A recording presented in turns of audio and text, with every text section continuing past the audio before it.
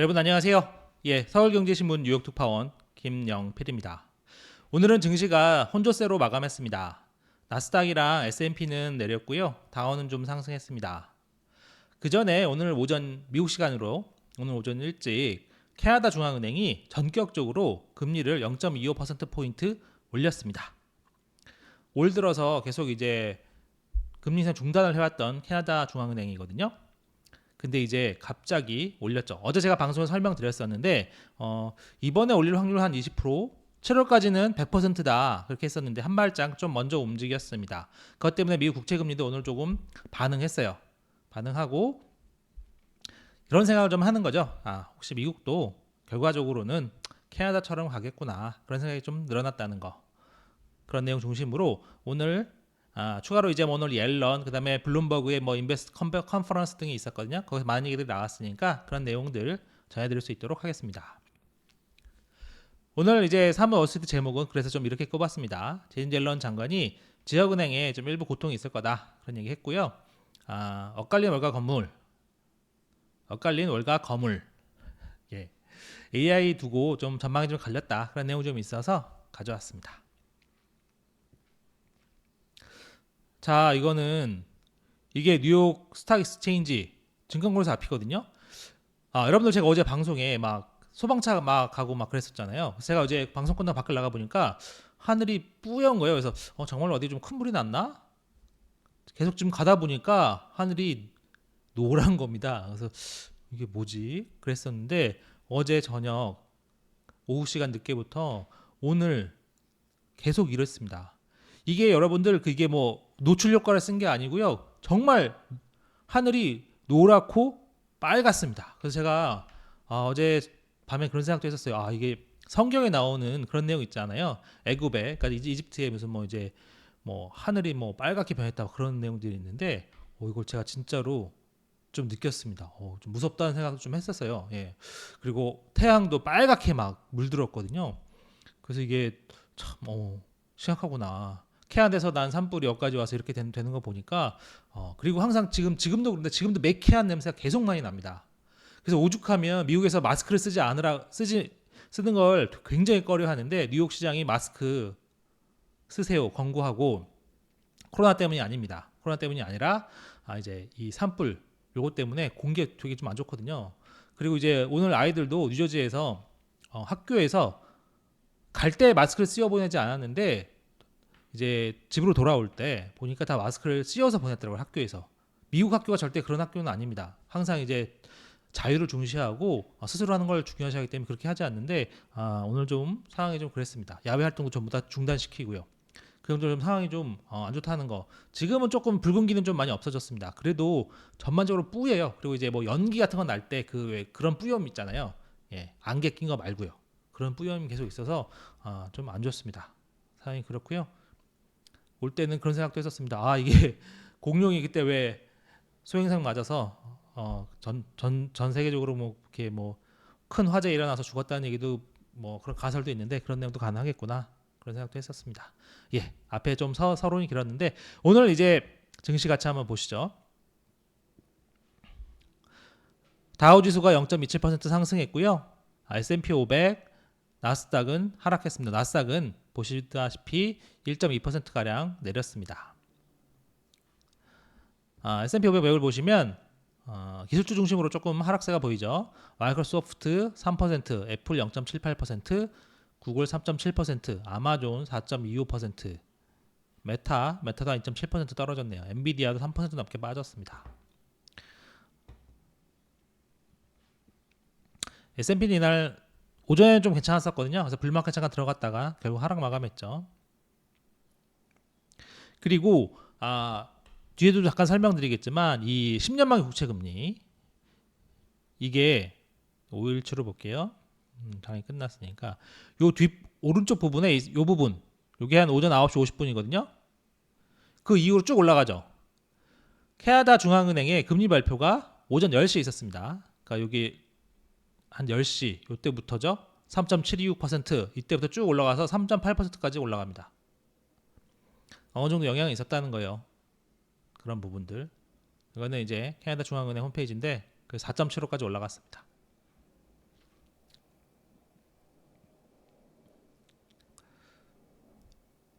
그래서 이런 여러 가지 내용들이 있는데 어쨌든 오늘 뭐 인터뷰 그다음에 뭐 블룸버그 행사 등이 있어서 그런 내용들 중심으로 먼저 좀 전해드릴게요. 옐런 장관 발언부터 한번 볼게요. 옐런이 오늘 이제 CNBC에 나왔어요. CNBC 나와서 이런 얘기를 했습니다. 뭐 제목은 이렇게 꼽았어요. 뭐 더 많은 뭐 은행 쪽에서 뭐 이렇게 합종 연행 뭐 이런 것이 나타나도 놀라지 않을 것이다. 왜냐? 싸움 페인이 불가피하다고 얘기했습니다. 페인이 불가피하다. 일부 은행들은 어닝의 압력을 받고 있다. 제가 이제 계속 설명드렸던 내용이죠. 뱅크런 이후에 예금이 조금 돌아와도 수익성이 상당히 나빠질 수밖에 없다. 결국 대출자산 팔고 하다 보면은 어닝의 압력을 받게 되고 결국은 이제 합종 연행을 할 수밖에 없다. 합병 하든지 매각하든지요. 옐런이 이 정도로 얘기했으면 사실은 그 뒤에서 재무부가 다 보고받을 거 아닙니까? 정부가 다 보고받아요. 뭐 다 숫자를 다 빼보니까 받아보니까 옐런 이 정도로 몇 군데 뭐 더 합종연행이 이루어져도 놀라지 않을 거라 얘기를 한다고 할 정도면 실제로는 더 많은 숫자가 그런 얘기들 오고 가고 있다 이렇게 생각하시면 될 것 같습니다. 물론 그 중에서 실제로 딜이 이루어지는 경우도 있고 안 이루어지는 경우도 있지만 어쨌든 얘기는 훨씬 더 많은 거다 이렇게 생각하시면 될 것 같아요. 그러니까 옐런이 밖에 나와서 공식 정상에서 이런 좀 이렇게 재편이 있어도 놀라지 않겠다고 얘기를 한 거죠. 그러면서 이런 얘기를 했습니다. 노동시장이 상당히 강하다. 현물도 낮다. 일자리 창출도 많이 되고 있다. 그런데 다른 쪽으로는 구인 건수가 어느 정도 줄어들고 있다. 노동시장에 압력 둔화 신호가 조금 나타나고 있다. 경제는 어느 정도 둔화했고 기업들이 일할 사람을 찾는데 어려움을 덜 느낀다고 한다. 한마디 더 했어요. 좀 더 같이 읽어볼게요. 그래서 이제 CNBC 그 여자 앵커가 이렇게 물어봤습니다. 연준 금리 인상 좀 어떻게 됐냐? 뭐 1등학에서는 6% 넘게 올려야 된다는 얘기도 있다는데 이렇게 했더니 연준의 결정에 맡기고 싶다. 뭐 당연한 대답이죠. 예, 당연히 대답이죠. 그래서 나의 전직 동료들, 뭐 옐런도 이제 연준에 있었으니까 할 거다 이렇게 하면서도 이런 말을 했어요. 소비는 꽤 견고해서 계속 잘 버티고 있으나 우리는 둔화하는 경제 분야를 또 보고 있기도 하다. 자, 이 말을 종합해 보면 옐런이 노동시장은 굉장히 강하다, 탄탄하다, 소비도 견고하다 이렇게 얘기를 하고 있는 점은 확실히 보여요. 그런데 꼭 항상 얘기할 때 둔화하는 경제를 항상 얘기하고 있죠. 즉 양쪽의 리스크를 좀 같이 보고 있다는 점이 드러납니다. 말로는 당연히 인플레이션이 최우선 사항이야 이렇게 얘기를 하죠. 중요한 상황이고요. 실제로도 그렇고요. 그런데 어쨌든 양쪽 리스크를 같이 보고 있다는 점을 항상 대등적으로 보여줍니다. 그 얘기는 파월이 그런 얘기를 했었죠. 과잉긴축의 리스크, 그 다음에 과소긴축의 리스크. 과잉긴축을 하면 침체가 갈 수 있는 그런 위험이 있는 거고, 과소긴축을 하면 인플레이션이 계속 높을 수 있는 그런 리스크가 있는 거죠. 그 두 개를 좀 이렇게 균형감 있게 잡고 봐야 되겠다는 얘기를 많이 하잖아요. 옐런도 보면 직접적으로 얘기하진 않았지만 전반적인 그 오늘 인터뷰 분위기 그리고 제가 느끼는 감정 이런 걸 보면 옐런도 좀 이걸 중심을 잡아서 얘기하는구나. 옐런도 이제 당연히 인플레이션 중요하다고 얘기하지만 이런 부분을 강조하고 있다. 이 내용을 보면 옐런도 스킵 부분에 있어서는 크게 반대하지는 않을 것 같다. 그렇게 생각이 들어요. 그리고 여러분들 기본적으로 보실 때 이 정부 부처는 경기 침체를 가장 싫어합니다. 왜냐하면 정부 부처는 한국으로는 청와대, 미국은 백악관 지시를 받아서 같이 일하는 거잖아요. 백악관이 경기 침체를 원하겠습니까? 절대 원하지 않아요. 선거에서 크게 문제가 있기 때문에 경기 침체 원하지 않습니다. 정부 부처는 그래서 항상 경기를 부양하려고 해요. 한국도 마찬가지예요. 경기를 많이 부양을 하려고, 그게 이제 정부 부처, 경제 부처의 어느 정도 기본적 역할이기도 합니다. 경제를 잘 끌고 나가야 되겠죠. 근데 그렇게만 하면 인플레이션 문제가 생길 수 있으니까 그래서 중앙은행을 따로 독립시켜 놓은 겁니다. 따로 독립시켜 놔서 이렇게 하면 너무 이제 물가 문제가 생길 수 있으니까 중앙은행 따로 독립해서 너네 혼자 알아서 해라.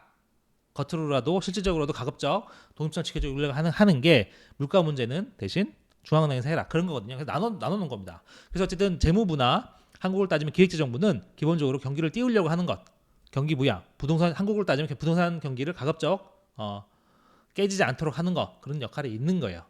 대신 한국은행은 물가 부분 좀 보는 거죠. 어쨌든 재무부 옐런 장관의 오늘 발언을 보면 가급적 양쪽 리스크를 같이 보려고 하는 것 같다. 그래서 이 내용을 미루어 짐작컨대 스킵 부분에 크게 반대하지 않는 것 같다. 그런 생각을 든다.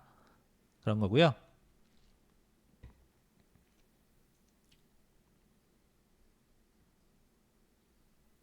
옐런이 추가로 얘기한 게 은행들이 지금 광범위하게 체제를 바꾸고 앞으로 다가올 어려움을 준비하고 있는 것 같다. 당연히 그러겠죠. 확실히 초대형 은행들은 문제가 없다. 그러겠죠. 뭐 JP모건 체이스나 뱅크 오브 아메리카 문제 있겠습니까? 이번에도 문제 없었잖아요. 문제 없어요. 중요한 거는 결국 지역은행입니다. 옐런이 지역은행을 찝어서 얘기하진 않았지만 생각해 보세요. 초대형 은행은 문제가 없어. 근데 은행들의 고통이 있을 거야. 그 얘기는 나머지 지역은행들 얘기하는 거죠. 중소형 은행, 특히 소형 은행들. 합병에 대한 동기가 있을 것이며 몇 건 일어나더라도 놀라지 않겠다. 그런 얘기했다는 거. 그리고 옐런이 이날도 상업용 부동산에 문제가 있을 수 있다. 이슈들이 좀 있다. 그런 얘기했다는 점. 결국 이제 상업용 부동산 지역은행 한 몸이죠. 한 몸입니다. 그리고 이제 소로스 펀드의 피츠패트릭 최고 투자 책임자. 오늘 블룸버그 인베스트 컨퍼런스에 뭐 엄청나게 많이 왔어요. 예. 블룸버그 그만큼 힘이 센 거죠. 예. 더 많은 은행들이 무너질 것이며 소형은행이 취약하다. 그런 얘기도 했었습니다. 그리고 이제 데이비드 헌트 PGIM 최고 경영자. 이분은 와이프가 갑자기 생각이 났는데 한국 분이시기도 하세요. 예. 그런데 어쨌든 이제 오피스 빌딩의 약 60%가 세입자를 끌어들이지 못해 연옥에 있다. 연옥이라는 게 제가 이제 뭐 그 천주교 교리를 정확히 아는 건 아닙니다만 상식적인 선에서 말씀드리면 지옥이 있고 그 사이에 연옥이 있고 이제 천국 천당이 있는 겁니다. 그 중간 부분이죠. 연옥이니까 그 오피스 빌딩을 따지면 애매한 상황이 있다는 거죠. 오피스 빌딩인데 그런 상황이 60%나 다른다는 겁니다. 지금으로 따지면 뭐 이렇게 입지가 좋거나 어쨌든 뭐 내부 이제 뭐 편의시설 같은 거 잘 갖춰져 있는 곳 그런 데들은 괜찮은데 그렇지 않은 곳들은 지금 상당히 애매하다. 그게 60%고 앞으로 좀 가격이 떨어질 것 같아. 문제가 될 수 있을 것 같다. 그런 얘기를 한 겁니다.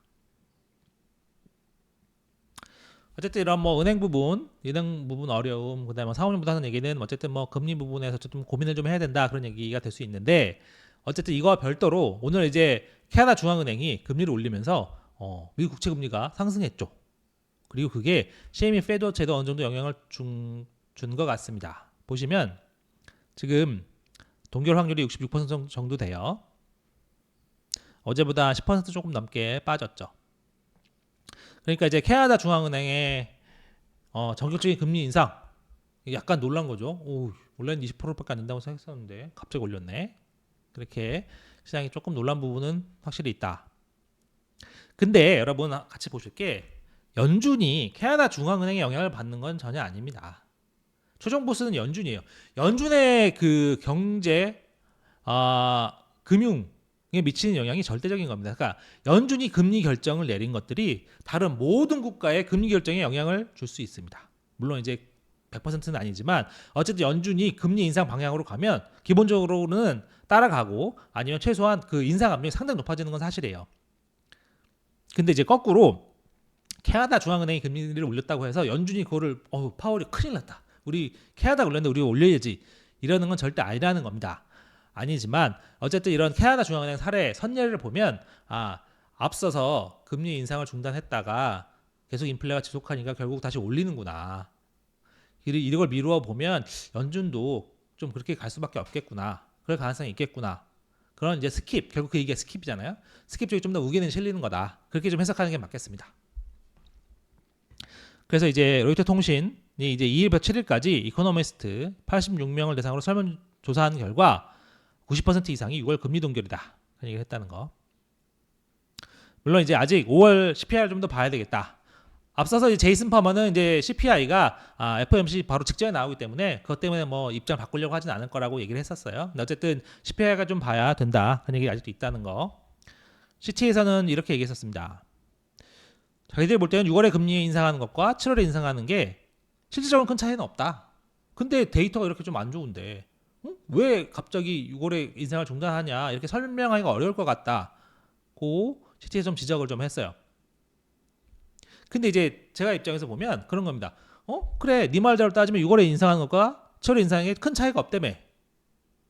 그러면 상황이 좀 애매하니까 데이터를 좀 보고 7월에 인상해도 되지 않겠니? 이렇게 얘기하면 그것도 말이 되잖아요. 그러니까 저는 이제 CT에서는 6월과 7월 금리 인상에 실적인 차이가 없기 때문에 지금 6월에 금리 인상 안 하는 게 좀 공색하다고 얘기했지만 제가 볼 때는 그리고 일반적인 논리적으로 보면 그래 그럼 네 말이 맞잖아 맞네 둘의 차이가 없으면 7월 인상해보자 데이터를 좀 더 보자 이렇게 얘기하는 것도 충분히 설득력은 있다.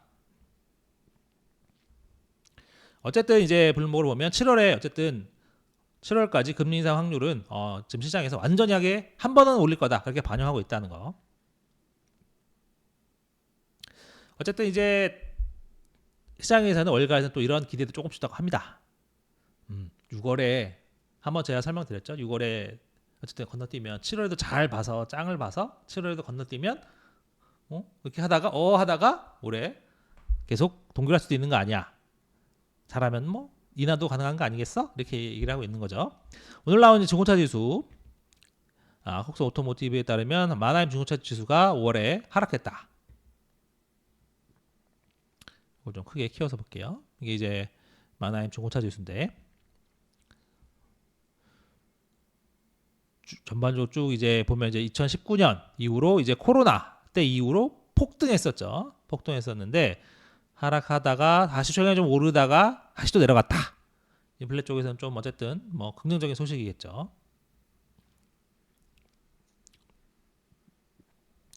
그리고 뭐 이제 마크로한 아폴로 글로벌 매니지먼트 CEO는 이 사람은 이렇게 봤어요. 금융시장은 좀 안 좋을 것 같은데 미국 경제 전체는 괜찮을 거다. 그래서 이제 너는 리세션 뭐 이런 식으로 올 수도 있다 그런 얘기를 하기도 했었습니다.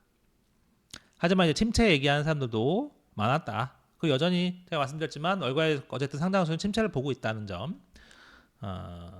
완만한 경기 침체 예상한다 그런 얘기.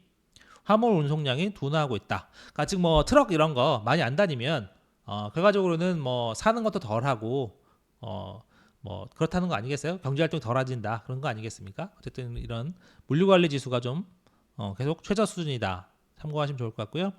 소비자 신용은 좀 많이 늘었다. 소비자 신용은 많이 늘었다.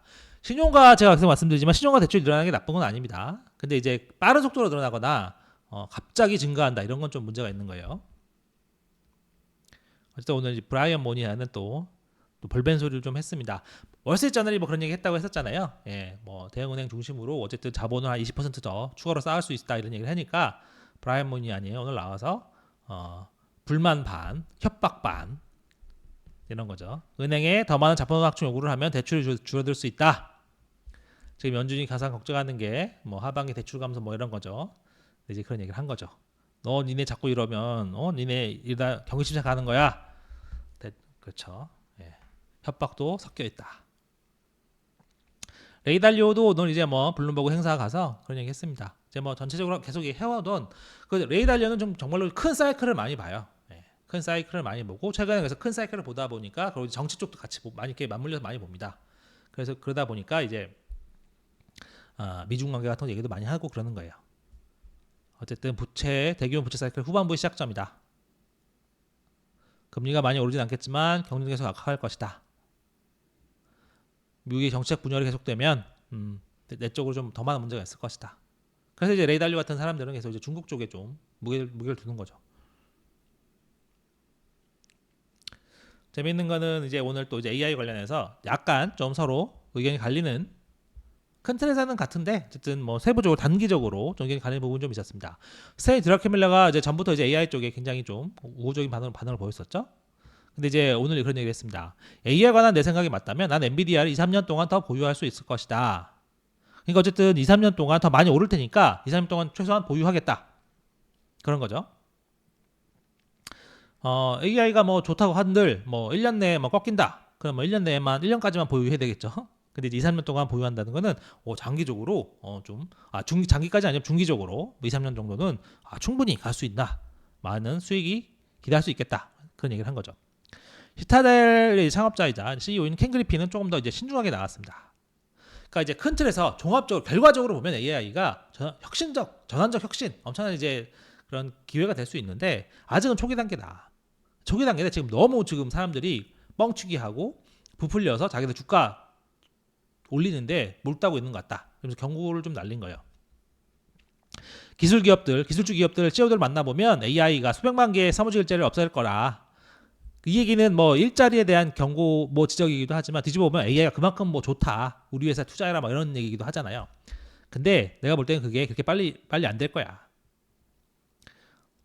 대형 언어 모델들은 아직 과거에 관한 것만 다룬다. 하지만 우리가 하는 건 미래에 관한 것이다.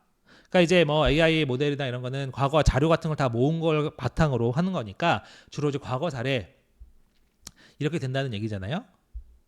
근데 이제 우리가 보통 이제 평소에 필요한 건 미래에 관한 것이기 때문에 아직 좀 시간이 걸린다. AI에 관한 여행은 시작점에 있는 거다. 그러니까 지금 상황이 좀 너무 부풀려져 있고 좀 조심할 필요가 있는 거다. 그런 얘기죠. 근데 이제 여러분 하나 말씀드릴 거는 그 미래에 관한 전망이나 예측 같은 거 있잖아요. 그거는 사실 다 과거에서부터 오는 겁니다. 그게 미래 예측의 출발점이에요. 제가 작년인가 한번 방송에서 말씀드린 적이 있었던 것 같은데 지금은 이제 그 뭐 앱이나 뭐 네이버, 구글로 금방 알 수 있지만 예전에 그 지하철 걸리는 시간을 알려면요. 저는 그렇게 배웠었어요. 역당 하나에 2분 정도 생각하면 되고 환승할 때는 10분 정도 생각하면 된다. 대략 들어맞거든요. 그러니까 이제 제가 가는 지하철역 7개면 27에 14, 14분 그 사이에 환승이 있다. 그럼 24분. 그 약속 시간 하려면 지하철로 이동하는 시간은 24분. 내가 집에서 지하철역 가는데 10분. 그럼 뭐 34분 정도 생각하면 되겠구나. 이렇게 생각해서 상상했었어요. 그건 어디서 나왔느냐? 직접 지하철 타고 다니다 보니까 대충 평균 2분이 걸렸던 거예요. 그럼 과거의 경험으로 미래를 예측하는 거죠. 근데 이제 미래에 그게 항상 들어맞는 건 아니죠. 그 사이에 뭐 지하철이 고장 날 수도 있고 어떤 날은 뭐 3분이 걸릴 수도 있고 그러니까. 근데 이제 제가 요 얘기를 드리는 거는 경제나 증시나 기본적으로는 뭐 기본적으로 우리 삶 부분이나 미래 예측할 때는 과거를 가장 기반으로 한다는 겁니다. 과거만 갖고 기반으로 하면 문제가 생겨요. 그래서 거기서 이제 여러 가지 요인, 자기만의 특이 변수, 예측 요인을 다 넣어서 이걸 완벽하게 만드는 거죠. 그래서 여러분 생각해 보시면 그런 거예요. 작년에 3할을 친 야구 타자가 있으면 올해도 잘할 가능성이 높은 거죠. 물론 이제 그 3할 기록은 옛날 거예요. 근데 이제 그걸 그 사람이 한 5년치, 10년치 해온 거를 보면 얘가 올해도 잘하겠구나 알 수 있는 거죠. 근데 이제 그 사이에 그것만 가지고 하면 안 되고 뭐 이제 더 자세한 지표들이 막 들어가잖아요. 요새는 뭐 야구도 데이터로 하니까 뭐 삼진 비율, 그다음에 뭐 공의 뭐 타구의 방향 뭐 이런 것들, 그다음에 나이, 뭐 에이징 커브 이런 것들 다 여러 가지 요인들 다 넣어서 예측을 하면 더 정확해지고 맞게 되는 거겠습니다. 축구도 마찬가지죠. 작년 득점왕이 올해 잘할 것이냐? 물론 기본 이상 할 가능성이 높지만 꼭 아닐 수도 있잖아요. 그런 세부적 요인들 더 많이 첨가하면 더 잘 뻗어나갈 수 있겠죠. 그래서 이런 요인들은 여러분은 일반 생활, 경제, 증시 부분에 다 적용이 되니까 과거 자료라고 무조건 무시할 게 아닙니다. 과거 자료를 잘 보면 거기서 배울 것들이 있죠. 근데 이제 그것만 갖고 하면 안 되고 거기에 여러 가지 요인을 넣어서 자신만 완벽한 모델을 만들어야 되는 겁니다. 그래서 옛날에 보면 예전에 무슨 뭐 좋은 대학교 나오면 무조건 회사에서 뽑고 그랬던 게 그냥 과거의 경험상으로 봤을 때 그런 거죠. 근데 그렇게만 뽑으면 안 되는 거죠. 좋은 학교 나왔다고 일 다 잘하는 게 아니니까 거기 여러 가지 요인들 면접도 보고 다른 평가도 해보고 얘기도 해보고 했을 때 여러 가지 그 자신만의 모델을 만들어야 정말 좋은 인재를 얻을 수 있다. 그렇게 되는 거겠습니다. 어쨌든 투시그마 공동 창업자도 이런 얘기는 하긴 했어요. AI에 대해서 완벽히 놀라울 정도로 과장 광고다. 뭐 그런 얘기. 어쨌든 US뱅크에서는 증시 전망 관련해서는 조금 이제 그전에는 약간 조심하는 분위기였다면 이제 중립적인 한 단계 좀 올라섰다는 거 그런 얘기 했다는 거. 그리고 CFRA는 조금 이제 기본적으로 좀 낙관적으로 많이 보는 데인데 다음 주 FOMC 이후에 증시가 더 오를 수 있다. 왜냐면 일단 정지할 거기 때문에 증시가 더 오를 수 있다 이렇게 얘기하는 반면에 크로스마크 글로벌 인베스트먼트는 조금 조심하고 있어요. 최근 증시가 좀 올랐지만 앞으로 연준의 금리 인상 영향이 좀 더 본격적으로 나타나기 시작할 거다. 그러면 아무래도 좀 안 좋지 않겠느냐 그런 얘기죠. 대규모 국채 발행 뭐 1조 달러 그 얘기는 보시면 될 것 같아요. 이게 뭐 크게 영향을 줄 것이다라고 보는 분들도 있는 반면 그래도 결국 뭐 소화될 거다 그런 얘기도 있다는 거 원데이빅스 얘기는 한동안 좀 조용했었죠. 근데 이제 뭐 블룸버그가 오늘 기사를 썼길래 좀 봤더니 그런 겁니다. 매일 처음에 시작할 때 하락 시작해서 조금 이제 시장에서 이거 뭐야 맞는 거야? 이런 얘기가 나온다. 그래서 이제 전문가들 얘기는 원데이빅스는 좀 이제 종가로만 볼 필요가 있겠다 그런 얘기 했다는 거. 그런 얘기 있었고요. 내일 이제 신규 실업수당 청구 건수 나옵니다. 그 노동 상황을 조금 더 보여줄 수 있으니까 보면 좋을 것 같아요. 내일은 또 그 정도고, 요게 오늘 좀 재밌어서 가져왔습니다. 뭐 침체 논란도 뭐 분분한데, 맥도날드죠. 맥도날드 앞인데 제가 차종은 정확하게 모르겠는데 어쨌든 빨간색 스포츠카 좀 비싼 차로 보이죠. 여기 주차가 되어 있습니다. 그러니까 이제 이런 얘기를 한 거죠. 경기 집계가 확정됐다. 그러니까 이제 요거 이런 차 타는 사람들은 어차피 부자일 테니까 부자인 사람들도 맥도날드 올 정도면 경기가 안 좋은 거 아니냐 뭐 그런 겁니다. 보니까 댓글 중에 이거는 이제 그 프랜차이즈 소유주, 그러니까 뭐 직영점 말고 이제 소유주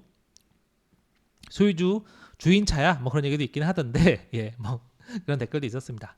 어쨌든 뭐 이걸 보고 그런 침체에 관한 얘기도 했다는 거, 그런 내용 같이 한번 보시면서요. 영상이 좀 괜찮으셨으면 좋아요와 구독 꼭 좀 부탁드리겠습니다. 그래야 저희 그 방송 그리고 채널 성장에 도움이 될 것 같습니다. 오늘 여기까지고요. 내일 또 뵐 수 있도록 하겠습니다. 좋아요, 구독 꼭 부탁드릴게요. 감사합니다.